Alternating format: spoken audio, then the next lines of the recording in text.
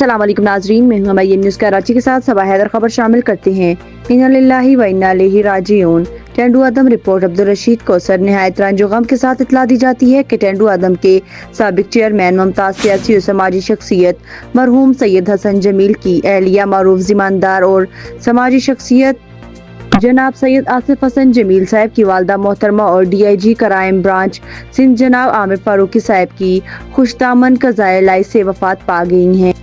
مرحومہ کی نماز جنازہ بروز بدھ 14 جنوری 2026 کو عسکری فورٹ کراچی کی جامع مسجد میں دوپہر 1:30 بجے ادا کی جائے گی، جبکہ اس روز بعد از نماز مغرب گاؤں سید حسن جمیل ٹینڈو عدم میں تدفین کی جائے گی۔ شرکت کرنے والے تمام احباب سے گزارش ہے کہ وقت کی پابندی فرمائے۔